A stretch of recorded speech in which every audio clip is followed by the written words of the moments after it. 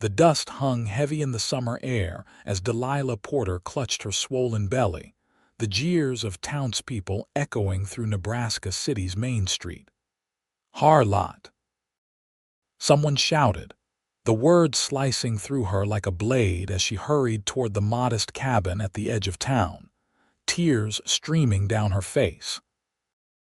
It was 1878, and in the eyes of Nebraska City, Nebraska, she was nothing more than a fallen woman, a cautionary tale for proper young ladies to avoid becoming. Delilah had arrived in Nebraska City only 8 months prior, a widow with no child or so she'd claimed. The truth was far more complicated. There had been no husband, only a man who'd promised the world and disappeared like morning mist once he'd learned of her condition. She'd fled her hometown in Missouri, hoping to start fresh where no one knew her name or her shame. For a few precious months, she'd succeeded, finding work as a seamstress and making a modest living. Then her belly began to swell, and whispers turned to open condemnation. "You'll not step foot in my shop again, Mrs. Abernathy," had declared that very morning, snatching the dress Delilah had so carefully mended from her hands. "I'll not have my business associated with a woman of loose morals."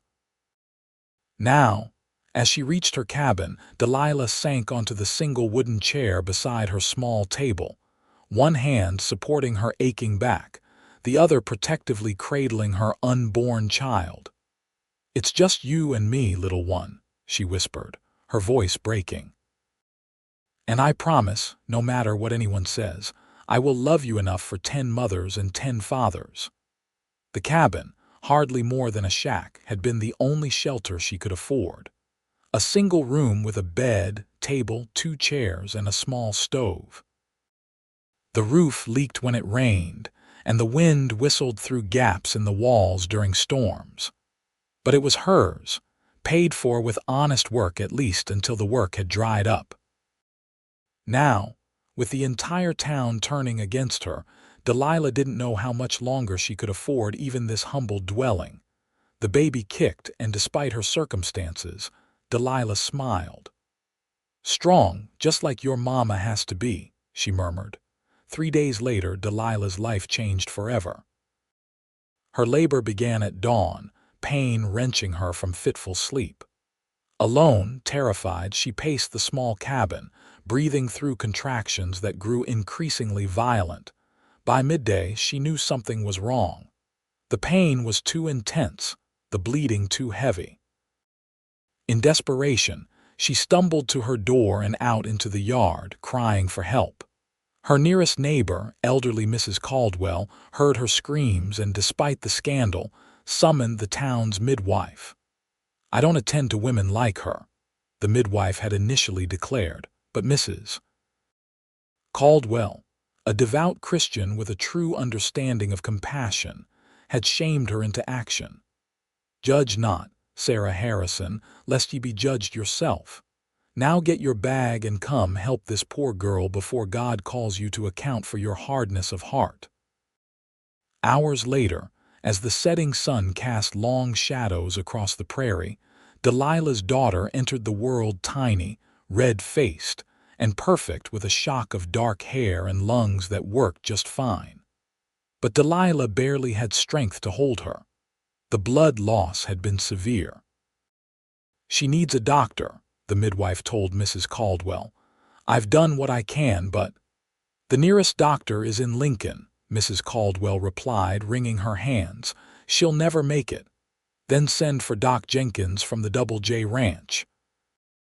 He's not a proper physician, but he served as a medic in the war. It's her only chance." Mrs. Caldwell's grandson was dispatched immediately, riding hard for the Double J, 10 miles outside of town.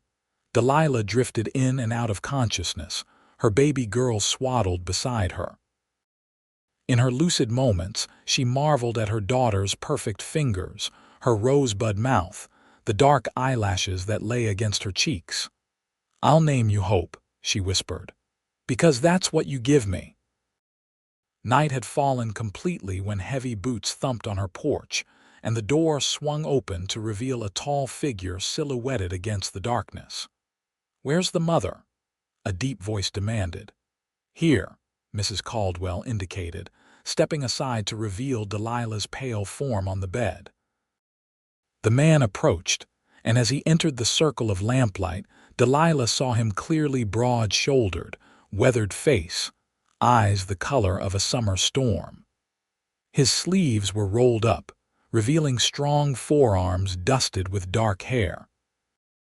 He carried a worn leather bag, and his movements were purposeful as he knelt beside her bed. "Madam, I'm Nathan Lawson. I work for the Double J. I'm not a proper doctor, but I've patched up my share of wounded men and helped birth more foals and calves than I can count." "Will you allow me to help you?" Delilah nodded weakly, having no choice but to trust this stranger. His hands were gentle but sure as he examined her, his expression grave. "She's lost too much blood," he told Mrs. Caldwell. "We need to stop the bleeding and get fluids into her." For the next 2 hours, Nathan worked tirelessly. He brewed a strong tea with herbs from his bag, gently lifting Delilah's head to help her drink. He applied poultices, changed bandages, and continuously monitored her pulse. All the while, he spoke softly, his voice a steady anchor in her sea of pain and fear. "You've got a beautiful daughter there," he said, nodding toward the sleeping infant. "What's her name?" "Hope," Delilah whispered. "That's a fine name," Nathan replied, his gaze lingering on the tiny bundle. "A child is always a blessing, no matter the circumstances of their arrival." Delilah's eyes filled with tears. It was the first kind word anyone in Nebraska City had spoken about her baby. By morning, the worst had passed. Delilah was weak but stable, and Hope was nursing contentedly. Nathan, who had refused to leave until he was certain both mother and child would survive, packed his supplies. "You'll need to rest for at least 2 weeks, he instructed. "No lifting anything heavier than your baby. Mrs. Caldwell has agreed to check in on you, and I'll return tomorrow to make sure there's no infection." "Why?" Delilah asked, her voice barely audible. "Why would you help me? You don't even know me." Nathan paused at the door, his hat in his hands. "Because every life is worth saving, madam. Especially when there are 2 at stake." His eyes softened as they fell on Hope. "That child is a blessing. Don't let anyone tell you different." With that, he was gone, leaving Delilah staring after him, a strange warmth blooming in her chest despite her exhaustion. True to his word, Nathan returned the next day and the day after that. He brought supplies, food, clean linens, medicine, and even a small wooden cradle that he admitted to crafting himself in the pre-dawn hours. "It's not fancy," he said, almost apologetically as he set it beside her bed. "But it's sturdy. Should last her until she's ready for a proper bed." Delilah ran her fingers over the smooth wood, noting the carefully sanded edges and the small carved stars decorating the headboard. "It's beautiful," she said, her voice thick with emotion. "I don't know how to thank you." Nathan shrugged, clearly uncomfortable with her gratitude. "Just doing what's right." As the days passed, Delilah learned more about this quiet cowboy. Nathan Lawson had been with the Double J Ranch for 5 years, having drifted west after serving in the Union Army during the war. He was respected for his skill with horses and his medical knowledge, but he kept mostly to himself. "Not much for town gossip," he explained during one visit as he checked her healing progress. "Prefer the company of horses most days. They don't judge a man by his past or his pocketbook." "Or a woman by her mistakes," Delilah added softly. Nathan's gaze met hers, understanding passing between them. "Exactly." By the time Delilah was strong enough to resume her normal activities, Nathan's visits had become a daily occurrence that both she and Hope eagerly anticipated. The tiny cabin seemed brighter when he was there, his steady presence a comfort in a world that had turned cold toward her. was during one such visit, nearly a month after Hope's birth, that the harsh reality of Delilah's situation came crashing back. Nathan arrived to find her frantically packing her few belongings into a worn carpet bag.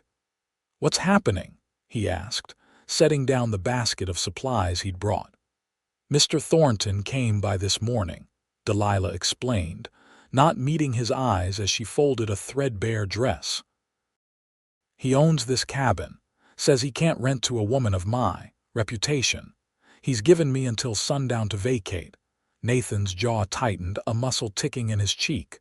"Where will you go?" Delilah's hands stilled. "I don't know," she admitted, her voice small. "I have a little money saved. Perhaps enough for a ticket east. I could try to find work in Omaha or even Chicago." "And if you can't?" She didn't answer, couldn't voice the fear that had been her constant companion since she'd first realized she was with child. Instead, she busied herself with wrapping Hope's few baby clothes in a piece of flannel. Nathan paced the small cabin, his spurs jingling with each step. Finally, he stopped, seeming to come to a decision. "There's a place," he said slowly, "on the Double J. Old line shack about a quarter mile from the main house. Nobody's used it for years, but the roof's sound, and there's a good well nearby." He hesitated, then continued more confidently. "You and Hope could stay there, at least until you figure out your next move." Delilah stared at him, unable to process his offer. "I couldn't possibly." "You can work," Nathan interrupted. "The ranch hands need someone to mend clothes, cook meals. The foreman's wife is expecting their fourth child and could use help with the washing and such. It would be honest work for fair pay." "And what would Mr. Jenkins say about housing a fallen woman on his property?" Nathan's expression softened. "John Jenkins fought in the war too, lost his eldest son at Antietam. He believes in second chances and judging folks by their actions, not their past." He stepped closer, his voice earnest. "At least come and meet him. Let him decide for himself." Faced with the alternative of homelessness with an infant, Delilah agreed. That afternoon, with Hope bundled securely against her chest and her meager possessions in the back of Nathan's wagon, she left Nebraska City behind. The Double J Ranch sprawled across the rolling prairie, a collection of sturdy buildings surrounding a two-story farmhouse. Cattle grazed in distant pastures, and horses nickered in corrals as Nathan drove the wagon up to the main house. A tall man with silver hair and a neatly trimmed beard stood on the porch, watching their approach. "John," Nathan called, helping Delilah down from the wagon. "This is Delilah Porter and her daughter, Hope." John Jenkins studied them for a long moment, his weathered face unreadable. Then his expression softened, and he nodded. "Nathan told me about your situation, Miss Porter. Any friend of his is welcome at the Double J." Relief washed over Delilah, so intense she felt her knees weaken. "Thank you, Mr. Jenkins. I promise I'll earn my keep." "I have no doubt," Jenkins replied. "My wife, Martha, will show you to the line shack. It's not much, but it's private and weathertight." As promised, the line shack was simple but sound: one room with a small stove, a table, 2 chairs, and a narrow bed. But compared to the prospect of having no shelter at all, it seemed like a palace to Delilah. Martha Jenkins, a kind-faced woman with laugh lines around her eyes, helped Delilah settle in, bringing extra blankets, a basket of food, and a wooden tub for bathing. "It gets lonely out here for womenfolk," Martha confided as she showed Delilah how to work the stove. "I'll be glad of another female face around the place. And that baby," she smiled at Hope, who was sleeping peacefully in her new cradle. "Why, she's just precious." Life at the Double J quickly settled into a rhythm. Delilah rose early each morning, tended to Hope, then walked to the main house where she spent her days cooking, cleaning, and mending for the ranch hands. The work was hard but satisfying, and for the first time since arriving in Nebraska, she felt useful again. The ranch hands, rough men who had seen their share of life's hardships, accepted her presence without question. If they knew her story, they never mentioned it. Instead, they tipped their hats respectfully when they passed her and brought small gifts for Hope: a whittled wooden horse, a soft rabbit pelt fashioned into a blanket, a silver dollar to start her fortune. And through it all, Nathan was a constant, solid presence. He checked on them daily, often bringing fresh meat from a hunt or vegetables from Martha's garden. He repaired the loose shutters on the lined shack, built a small porch where Delilah could sit with Hope in the evenings, and taught her to shoot his old Colt revolver, just in case. A woman alone should know how to protect herself and her child, he explained as he adjusted her grip on the weapon. Especially out here. Delilah, who had never fired a gun in her life, was a surprisingly good shot. After several practice sessions, she could hit a can placed on a fence post at 20 paces. The feel of the revolver in her hand, the power and responsibility it represented, was both terrifying and exhilarating. "You're a natural," Nathan said approvingly after she hit 5 cans in succession. "Keep practicing, and you'll outshoot half the men on the ranch." As summer faded into autumn, Delilah noticed a subtle change in Nathan's visits. They grew longer, less focused on practical matters and more on conversation. He began bringing books, dog-eared volumes of poetry, adventure tales, and even a primer for when Hope would be old enough to learn her letters. "My ma was a school teacher before she married Pa," he explained when he presented the primer. "She taught me to read before I was 5. Said education was the one thing no one could ever take from you." "She sounds like a wise woman," Delilah said. She was. A shadow passed over Nathan's face. "Lost her and Pa both to influenza when I was 16. Been on my own since then." Delilah's heart ached for the boy he had been, alone and grieving. Without thinking, she reached out and covered his hand with hers. "I'm sorry." Nathan looked startled at the contact, but he didn't pull away. For a long moment, they sat in companionable silence, the connection between them tangible in the air. October brought the first frost, painting the prairie grass silver in the early morning light. Delilah woke to find Hope fussy and warm to the touch. By midday, the baby's temperature had risen alarmingly, and she refused to nurse. Panic clawed at Delilah's throat as she cradled her fevered child, memories of her own near-death experience fresh in her mind. She wrapped Hope in a blanket and headed for the main house, praying that Martha would know what to do. But it was Nathan she encountered first, leading his horse from the barn. "She's burning up," Delilah cried as he rushed to her side. "She won't eat and she's having trouble breathing." Nathan immediately took charge, instructing Delilah to bring Hope to his quarters behind the barn where he kept his medical supplies. His room was sparse but meticulously clean, with a narrow bed, a desk covered in books, and a trunk at the foot of the bed. Working quickly, he examined Hope, his expression grave as he listened to her labored breathing. "Croup, I think," he said finally. "We need to get steam into her lungs." For the next hour, they worked together, creating a tent with blankets over a pot of steaming water infused with herbs from Nathan's medical bag.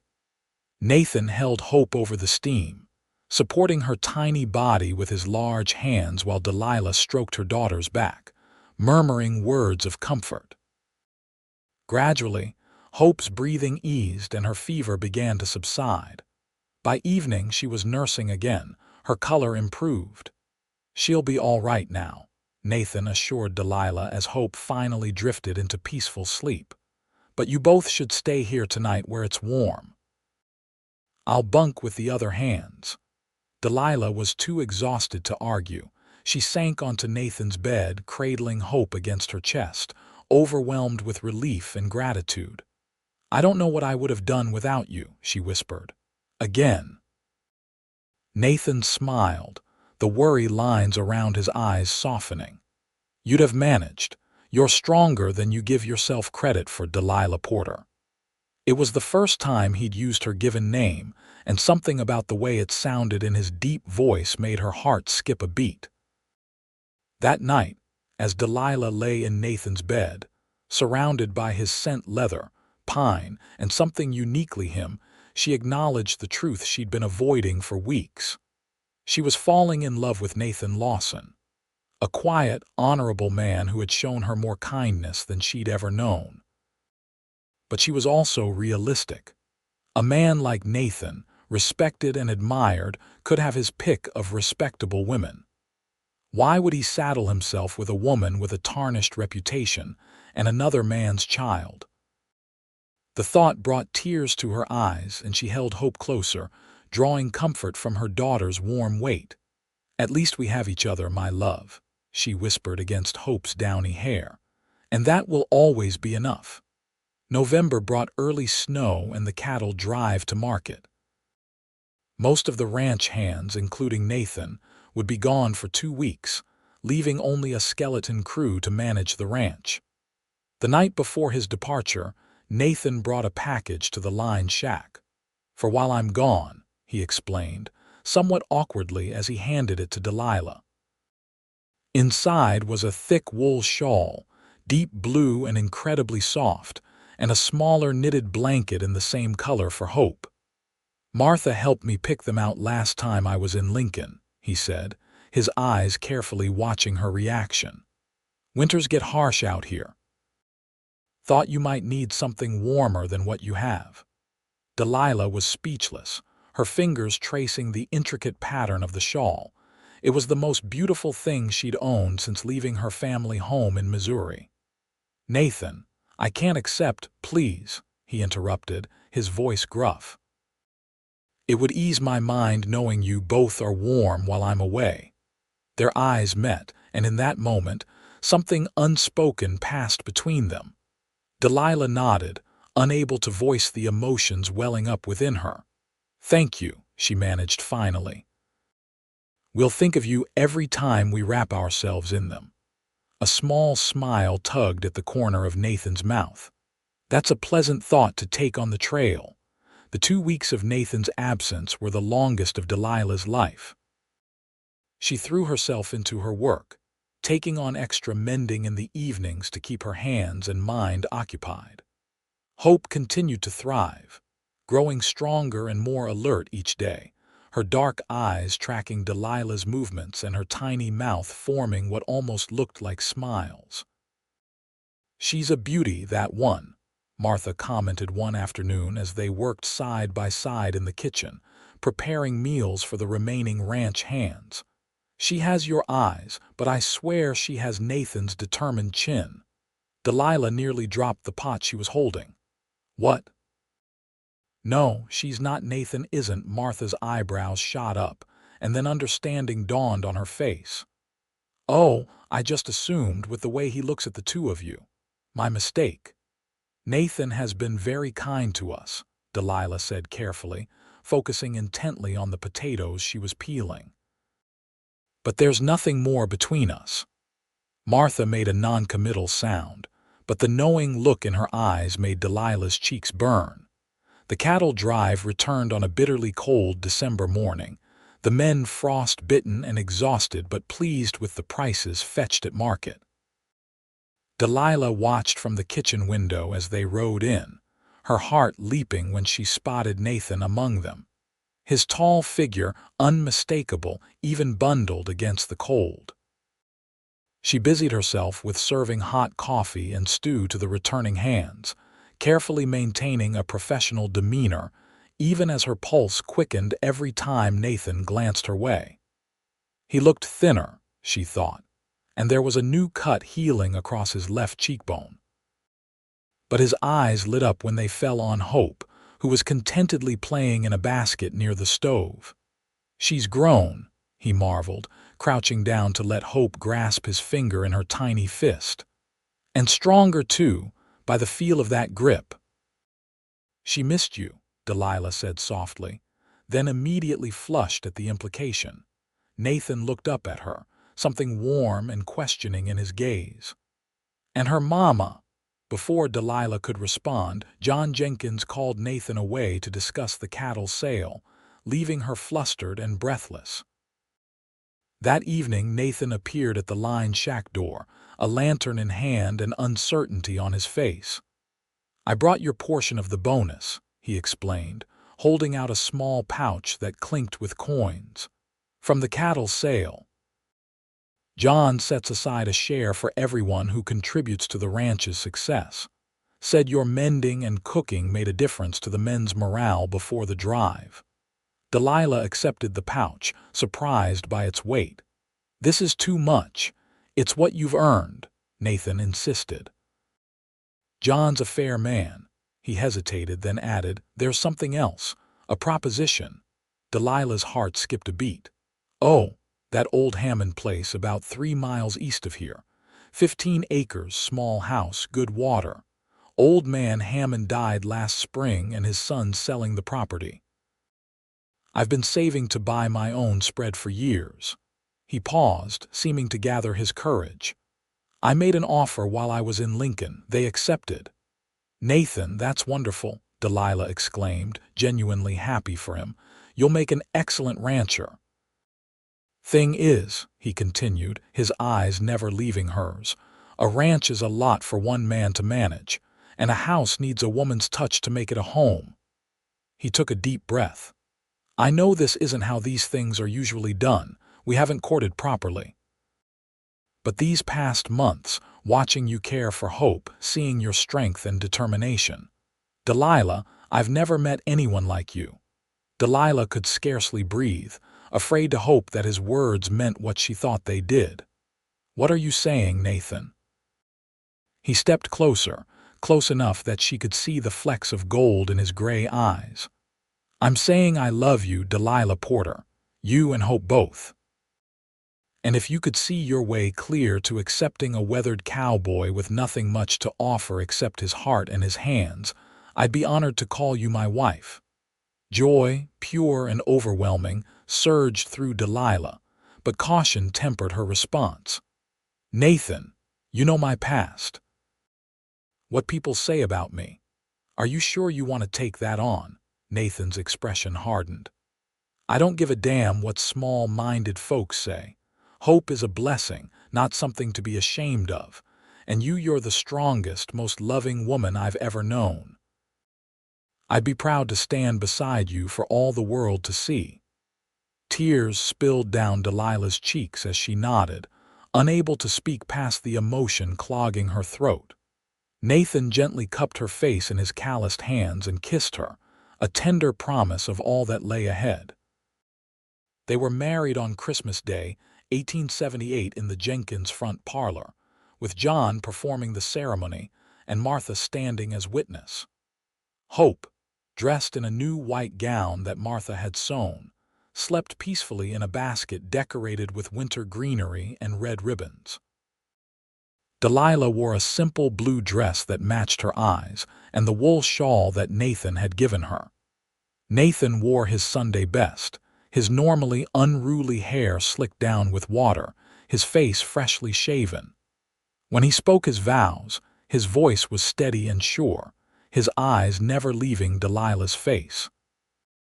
"I take you, Delilah Porter, to be my lawfully wedded wife. To have and to hold from this day forward, for better, for worse, for richer, for poorer, in sickness and in health, until death do us part."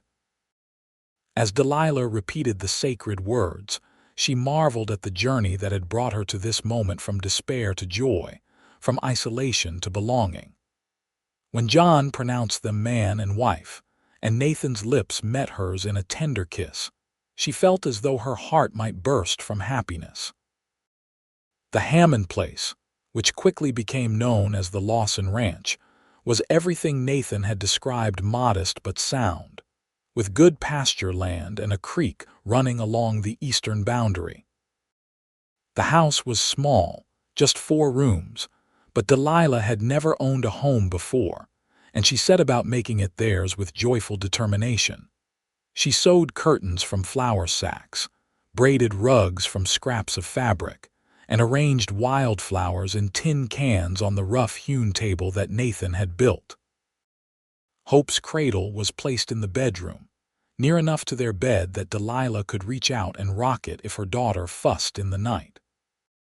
Nathan proved to be a devoted husband and father, working from sunrise to sunset to establish their small ranch, then returning home to spend evenings playing with Hope or sitting beside Delilah on their porch, watching the sunset paint the prairie in gold and crimson. "I never thought I'd have this," he confessed one such evening, his arm around Delilah's shoulders, Hope sleeping against his chest. "A family of my own. After Ma and Pa died, I figured I'd live and die alone."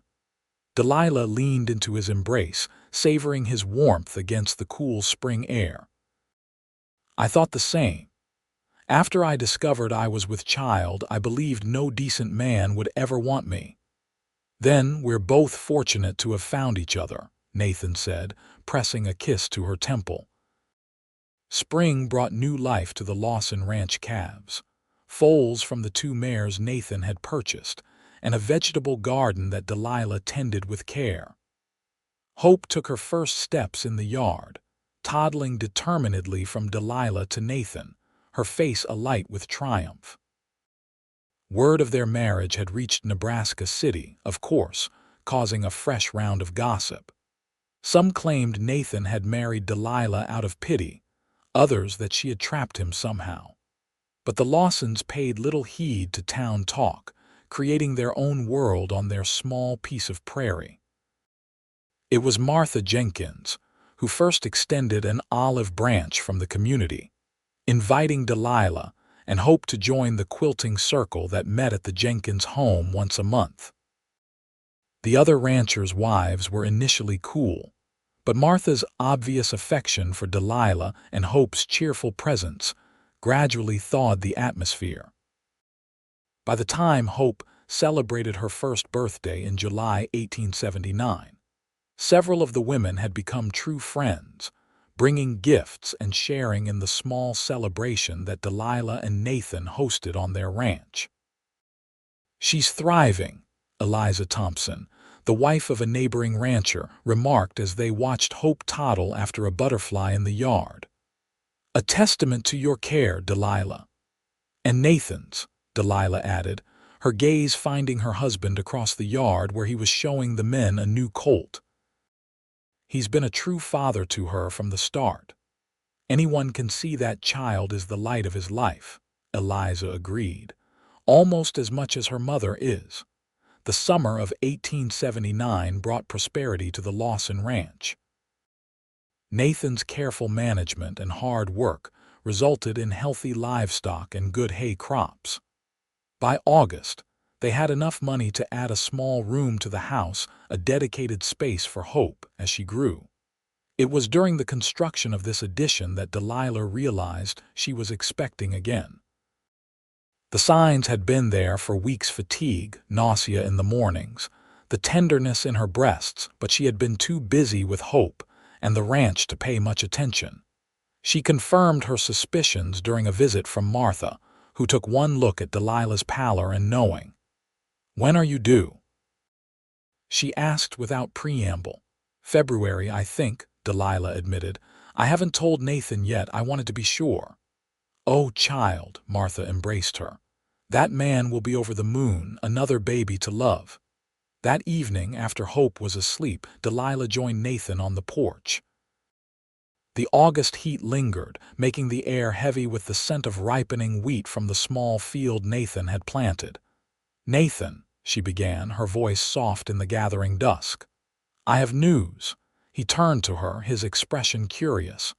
"Good news, I hope. You've been quiet lately." Delilah took his hand, guiding it to her still flat belly. "We're going to have another child, in February." Nathan's eyes widened, and for a moment he was completely still. Then a smile broke across his face, so radiant it took Delilah's breath away. "A baby." he whispered, his voice thick with emotion. Our baby. The distinction was subtle but significant. Though Nathan had embraced hope as his own from the first, this child would carry his blood. Yes, Delilah confirmed, tears of joy welling in her eyes. Our baby. Nathan gathered her into his arms, his kisses mingling with laughter and tears. I love you, he murmured against her hair. God, how I love you, Delilah Lawson. The pregnancy progressed without complications, though Delilah found herself more tired this time, chasing after an active toddler while carrying another child. Nathan insisted on hiring help, a local girl, Bessie Turner, who came 3 times a week to assist with household chores and watch Hope so Delilah could rest. As Delilah's belly swelled, Nathan's protectiveness grew. He insisted on taking over more of her duties, worried that she was doing too much. Their gentle disagreements over what she could and couldn't do became a source of amusement for the ranch hands who worked for them. Boss nearly had a conniption when he saw the missus carrying water from the well yesterday. Tom, their most experienced hand, reported with a grin. Never seen a man move so fast in my life. Delilah rolled her eyes, but her heart warmed at the evidence of Nathan's concern. He acts as though I'm made of glass, she complained without heat. I carried Hope while working full days at the main house, and we both survived just fine. Let him fuss, Martha advised during one of her frequent visits. Men need to feel useful at times like these. The winter of 1879-1880 was unusually harsh, with blizzards sweeping across the prairie and temperatures so low that cattle had to be brought into the barn to prevent them freezing to death. By January, heavy snow had isolated the Lawson ranch, making travel to town nearly impossible. Nathan grew increasingly anxious as Delilah's February due date approached. What if the baby comes early? He worried one night as they lay in bed, his hand resting protectively on her rounded belly. What if there are complications? We're cut off from help. Delilah covered his hand with hers, feeling their child kick beneath their joined fingers. Martha has delivered dozens of babies.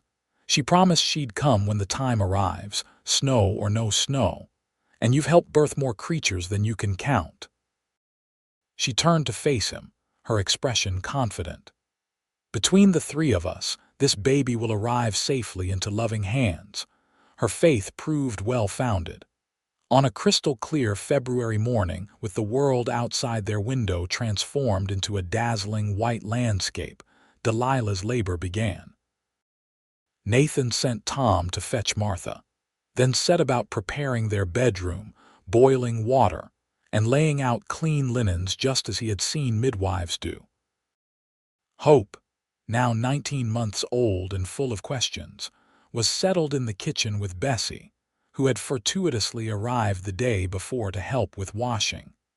Delilah's labor progressed quickly, far more rapidly than her difficult delivery of Hope.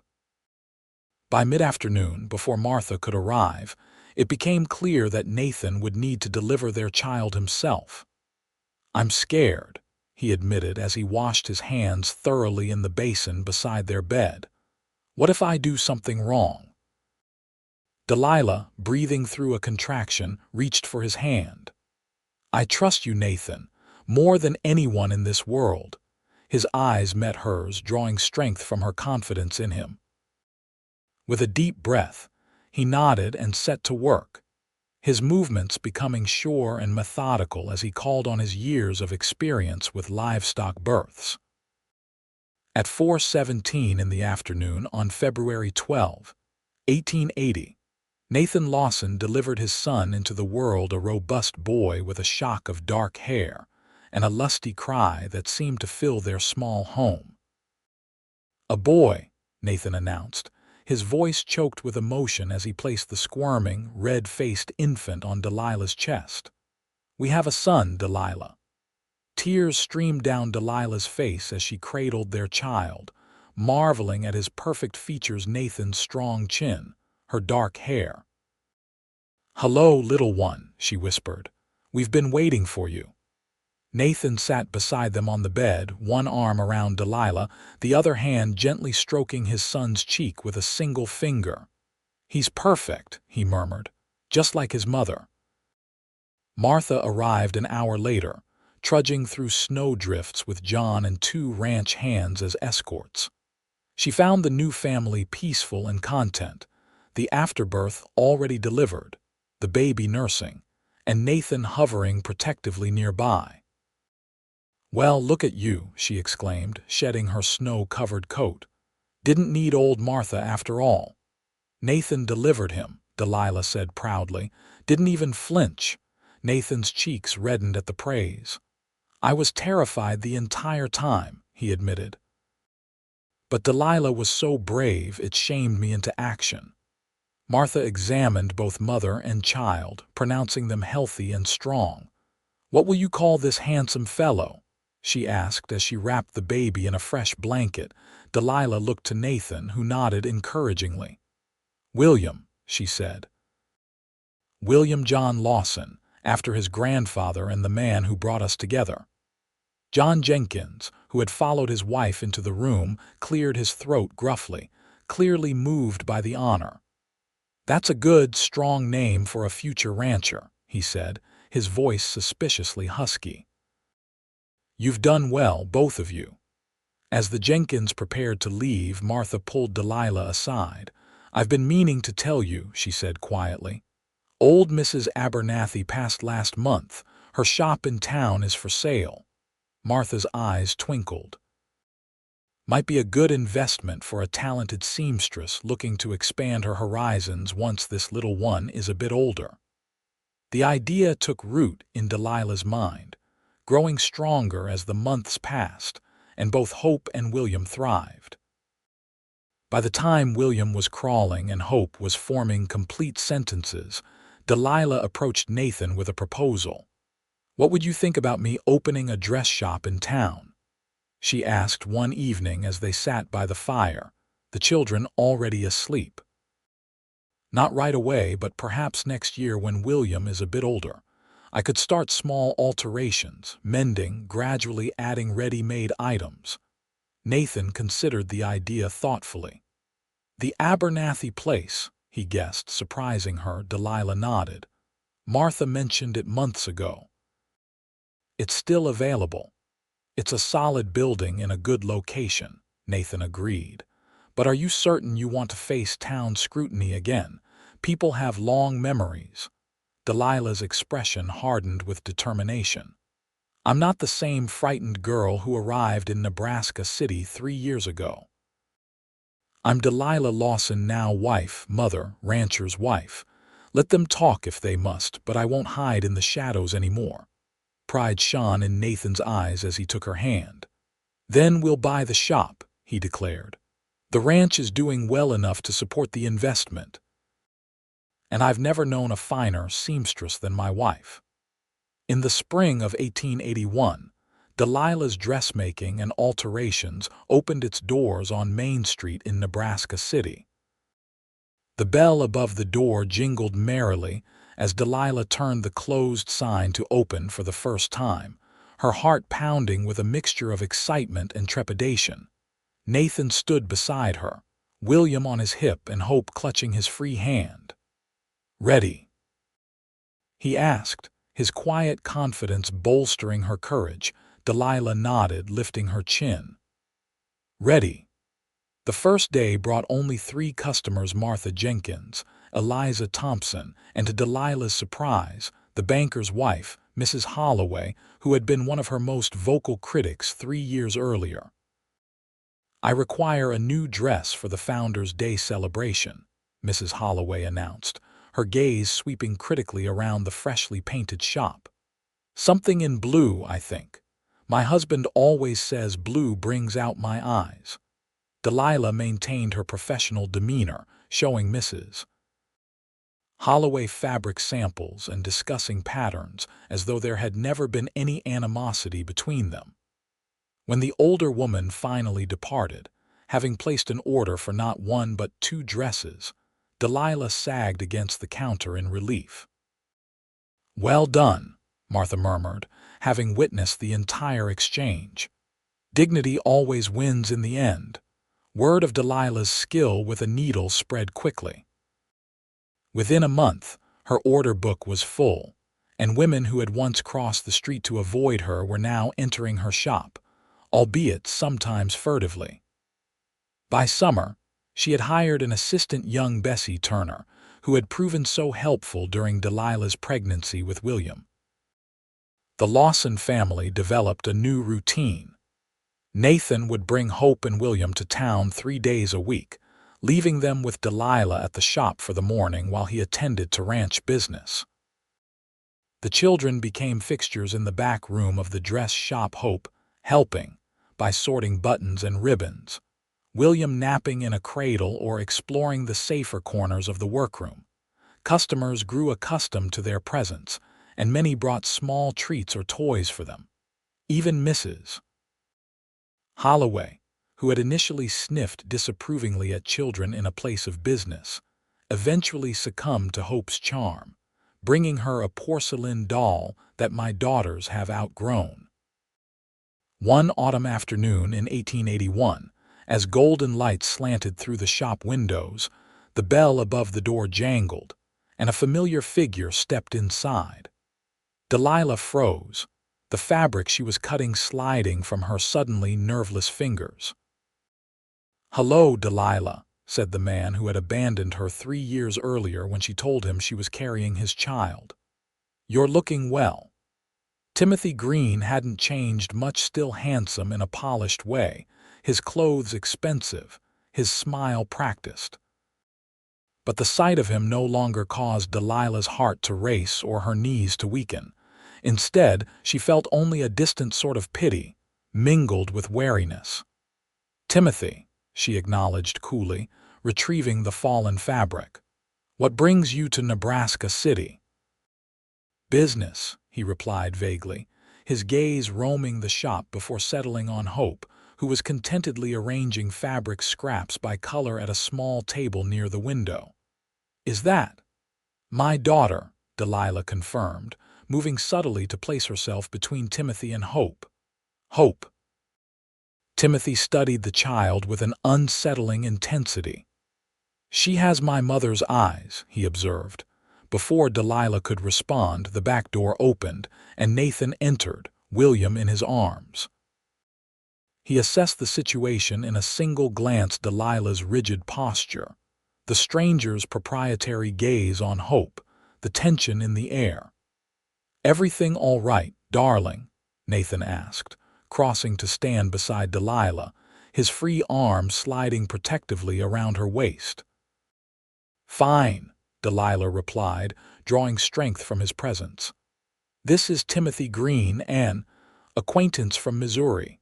Timothy, my husband, Nathan Lawson, and our son, William." Timothy's eyes narrowed slightly at the introduction, his gaze flicking between Hope and William, noting the differences in their coloring. Understanding dawned in his expression, followed by calculation. "A pleasure," he said smoothly, extending his hand to Nathan. "I was just passing through and thought I'd pay my respects to an old friend." Nathan's grip on Timothy's hand was perhaps a shade tighter than necessary, his smile not quite reaching his eyes. "Any friend of my wife's is welcome in our shop," he said evenly. "Though I don't recall her mentioning you before." The implied question hung in the air, and Timothy had the grace to look uncomfortable. "It was a long time ago," he murmured, withdrawing his hand, "before Delilah moved west." An awkward silence fell, broken only when Hope, oblivious to the undercurrents, approached her father with a piece of blue fabric. "Papa, look, same as your eyes." Nathan's expression softened immediately as he crouched down to her level.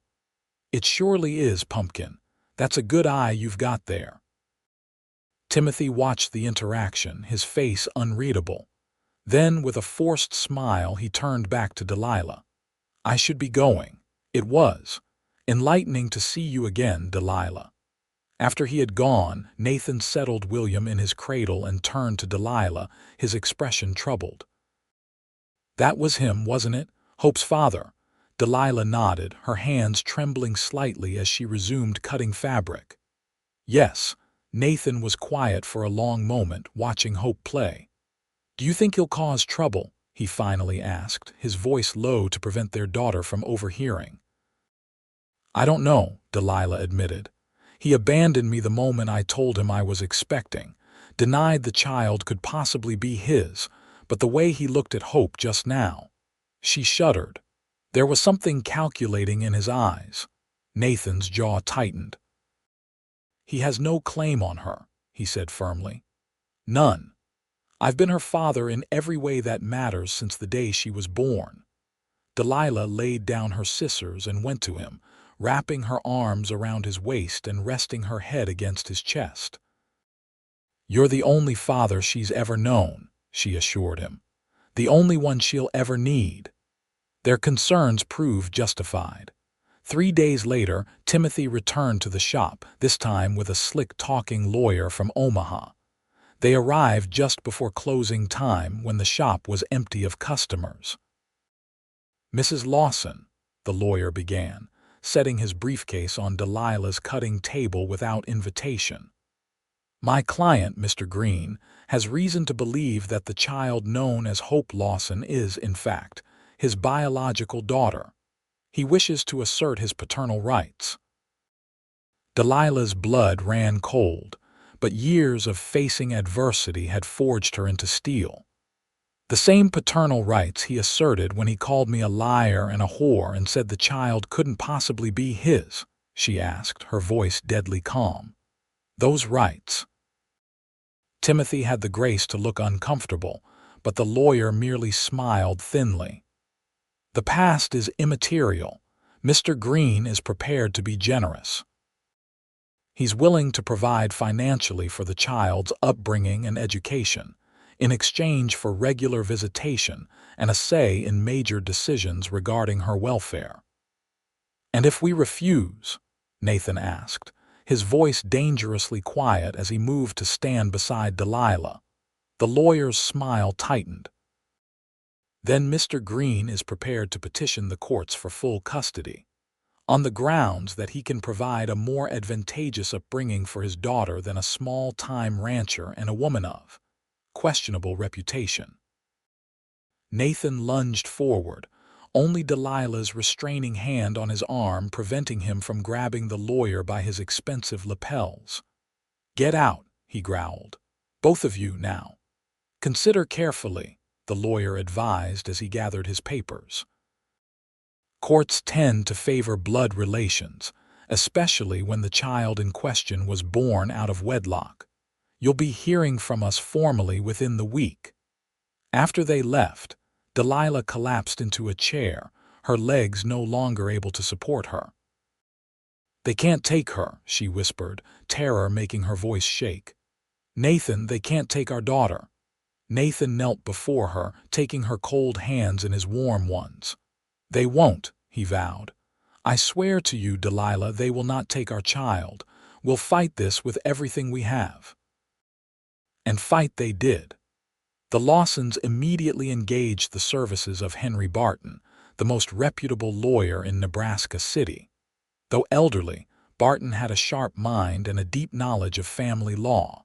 He was also, as it happened, a regular customer whose wife swore by Delilah's dressmaking skills. "It's not an open and shut case," Barton warned during their first consultation in his cluttered office. "Blood ties do carry weight with the courts, but abandonment is also a serious matter, and the fact that Nathan has been acting as the child's father since birth is significant." Delilah gripped Nathan's hand tightly as she asked the question that had been haunting her. "Could we lose her?" Barton removed his spectacles, polishing them thoughtfully before responding. "I won't lie to you. It's possible. But I don't think it's likely, especially if we can prove that Mr. Green knew about the pregnancy and deliberately abandoned his responsibilities."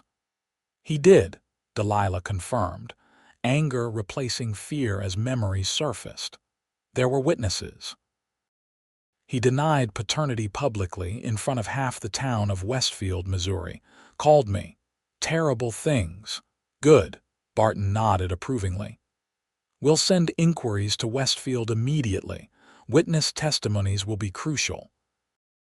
In the weeks that followed, the custody battle became the talk of Nebraska City. Opinion was sharply divided. Some sided with Timothy Green, viewing him as a wealthy businessman attempting to do right by his child after a youthful indiscretion. Others, particularly those who had come to know and respect the Lawsons, were outraged at the idea of Hope being taken from the only parents she had ever known. Support came from unexpected quarters. Mrs. Holloway, of all people, organized a petition among the town's leading citizens, attesting to Delilah and Nathan's excellent character and parenting skills. John and Martha Jenkins provided affidavits describing how Nathan had saved both Delilah and Hope's lives during her birth. Most surprisingly, Pastor Williams, who had once refused to allow Delilah to attend services when she was visibly pregnant and unmarried, now spoke passionately from his pulpit about the sanctity of the family unit that God had clearly blessed. Through it all, Delilah and Nathan tried to shield Hope from the turmoil. At 3 years old, she was too young to understand fully, but perceptive enough to sense the tension in her parents. She became clingy, reluctant to let either of them out of her sight, as though subconsciously afraid they might disappear. "Why is that man always looking at me?" she asked one afternoon, hiding behind Delilah's skirts as Timothy watched them from across the street.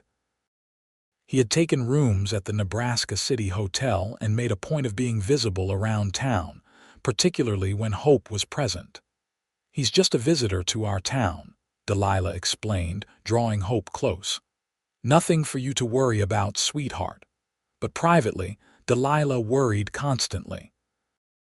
Each day brought new legal maneuvers from Timothy's lawyer, requests for supervised visits, demands for medical examinations to confirm paternity, petitions questioning Delilah's fitness as a mother due to her immoral history.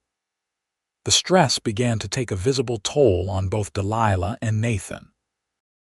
She lost weight, dark circles forming under her eyes as sleep became elusive. Nathan worked himself to exhaustion on the ranch, as though physical labor might somehow solve their legal problems. It was Martha who finally intervened, arriving at the Lawson ranch one evening with a covered dish and firm instructions. "You two are going to eat a proper meal," she announced, sweeping into their kitchen like a force of nature. "Then Nathan is going to take William fishing at the creek while Delilah and Hope and I have a nice, long talk." Too weary to argue, they complied. After Nathan departed with their son, Martha settled Hope with a picture book, then turned to Delilah, her expression both compassionate and determined. "Now," she said, pouring tea for them both, "tell me everything you haven't told Henry Barton because you're too ashamed." Delilah stared at her, momentarily speechless. Then, to her own surprise, she began to talk about her relationship with Timothy.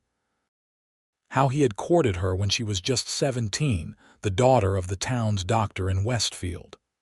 How he had pressured her for intimacies, promising marriage. How, when she had finally yielded, he had quickly lost interest, already setting his sights on the banker's daughter. "When I told him I was expecting, he laughed," Delilah recounted, her voice hollow with remembered pain. "Said I must have been with others, that he wasn't a fool to be trapped by a scheming girl. He told everyone who would listen that I was trying to pin another man's child on him." She paused, then added quietly, "My own father believed him, turned me out of the house that same day." Martha's expression hardened.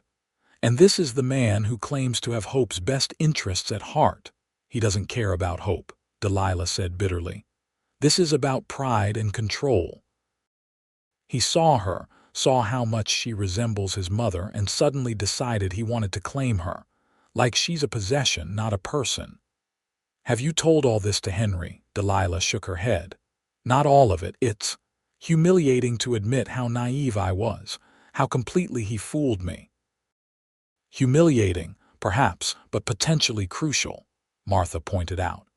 "Henry needs to know exactly what kind of man he's dealing with." The next morning, Delilah went to Henry Barton's office and told him everything, every painful, embarrassing detail of her history with Timothy Green. To his credit, the elderly lawyer listened without judgment, taking careful notes. "This changes our strategy," he said when she had finished. "We need to shift focus from defending your fitness as a mother to questioning Mr. Green's motives and character." The case came before Judge Harold Wilson in early December 1881.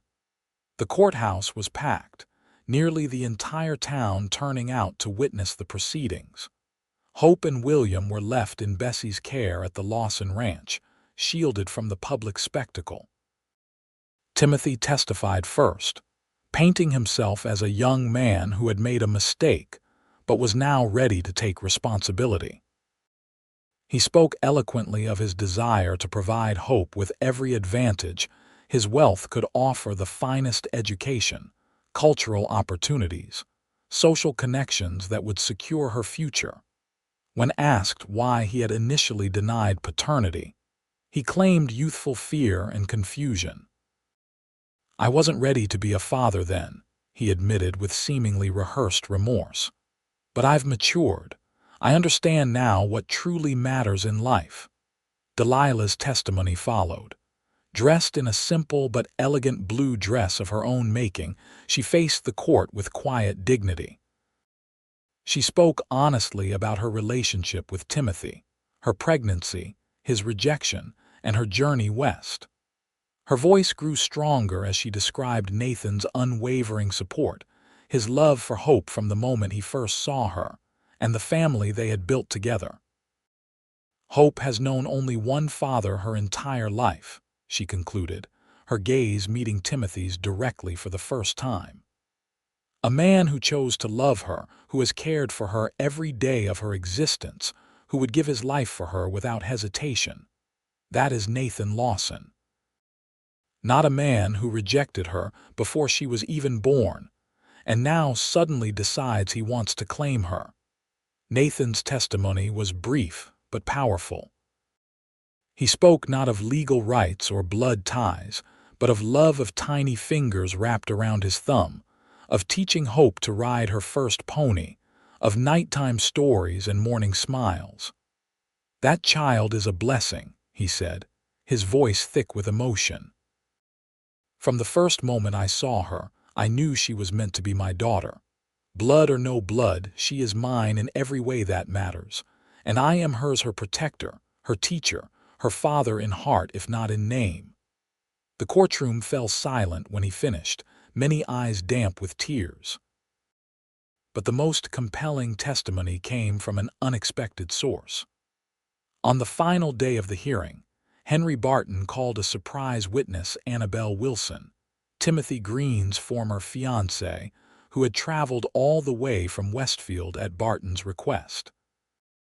Beautiful and poised, Annabelle testified that Timothy had bragged to her about putting that Porter girl in her place when Delilah had approached him about the pregnancy.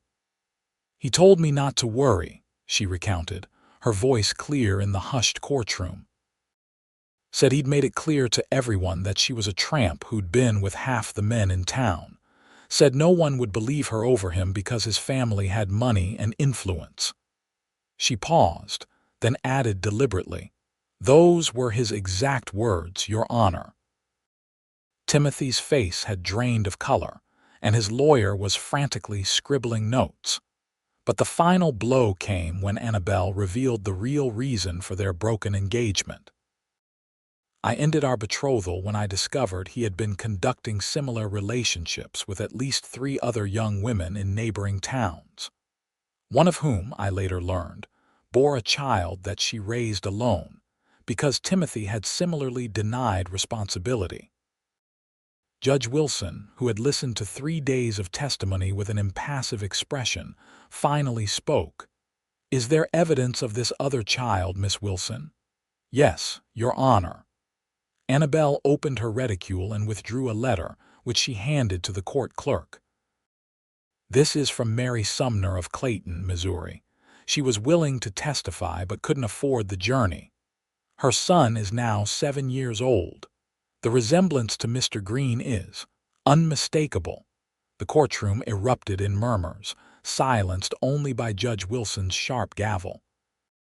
He announced he would render his decision the following morning and adjourned the court. That night, as Delilah and Nathan sat on their porch, physically and emotionally exhausted, a wagon approached their ranch. To their astonishment, Timothy Green was driving it. He stopped in the yard but remained seated, making no move to approach the house. Nathan stood, positioning himself protectively in front of Delilah. "What do you want, Green?" Timothy's face was haggard, his normally immaculate appearance disheveled. "I came to tell you I'm withdrawing my petition," he said, his voice oddly flat. "You'll receive formal notification in the morning." Delilah stood, scarcely daring to believe what she was hearing. "Why?" A bitter smile twisted Timothy's mouth. "Let's just say I've received some compelling advice about the likely outcome of tomorrow's ruling, and about potential investigations into my other indiscretions that might follow." "So you're running away," Nathan observed coldly. "Again." Timothy flinched but didn't deny it. "I'm leaving Nebraska tonight." "You won't see me again." He hesitated, then added, "Tell Hope, no, never mind. She doesn't know me, that's as it should be." With that, he flicked the reins and drove away, the sound of wagon wheels gradually fading into the distance. Delilah sagged against Nathan, overwhelming relief making her knees weak. "Is it over?" she whispered. "Truly over." Nathan wrapped his arms around her, holding her close against the December chill. "It's over," he confirmed. "Hope is ours, forever." The following day, Judge Wilson officially dismissed the case based on Timothy Green's withdrawal. But he added a personal note that brought fresh tears to Delilah's eyes. "Having heard the testimony presented in this court," the judge stated, "I feel compelled to add that even had Mr. Green not withdrawn his petition, I would have ruled in favor of the Lawsons. The evidence clearly indicates that Nathan Lawson has fulfilled every role of a father in this child's life, while Mr. Green deliberately abandoned his responsibilities. Furthermore, I am directing the county clerk to process adoption papers immediately, should Mr. Lawson wish to legally adopt Hope as his daughter." They filed the adoption papers that same day. On Christmas Eve 1881, Judge Wilson himself came to the Lawson Ranch to finalize the adoption, bringing with him a special gift, a new birth certificate, listing Nathan Lawson as Hope's father. "Not every child is so fortunate as to be chosen by their father," the judge remarked as he watched Hope sleeping peacefully beside her brother under the Christmas tree. "This one has been chosen twice, once by the man who gave her life, and again by the man who gave that life meaning."